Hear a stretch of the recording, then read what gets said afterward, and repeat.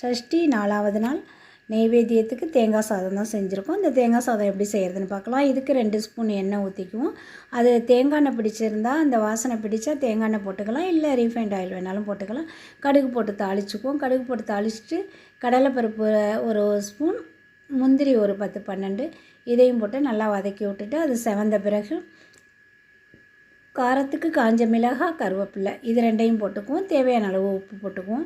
உப்பு போட்டு கொஞ்சமாக பெருங்காயத்தூள் போட்டுக்குவோம். பெருங்காயத்தூள் போட்டு அதையும் நல்லா வாசனை வர வரையிலும் இதெல்லாம் நல்லா வதக்கி விட்டுட்டு தேங்காய் திருவி வச்சுருக்கிறது ஒரு மூடி தேங்காய் திருவி வச்சுருக்கோம்.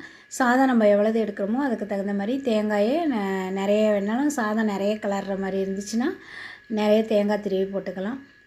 இப்போ இதெல்லாம் போட்டு தேங்காயோட ஈரப்பதம் இல்லாமல் நல்லா வதக்கி விட்டுறணும்.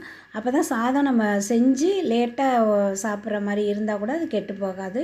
தேங்காயை நல்லா வதக்கிடணும். வதக்கின பிறகு நம்ம வடித்து வச்சுருக்க சாதம் ஆற வச்சு வச்சுருக்கோம், அதை எடுத்து போட்டு நல்லா கலந்து விட்டுட்டு கொத்தமல்லி தூவி எடுத்து சாமிக்கு நெய்வேத்தியம் பண்ணிவிட்டு சாப்பிட்டு பாருங்கள். பிடிச்சிருந்தால் லைக் பண்ணுங்கள், ஷேர் பண்ணுங்கள், கமெண்ட் பண்ணுங்கள். இது மாதிரி வீடியோஸ் பார்க்குறதுக்கு பீனிக்ஸ் பெண்கள் யூடியூப் சேனலுக்கு சப்ஸ்கிரைப் பண்ணி வச்சுங்க. தேங்க்யூ.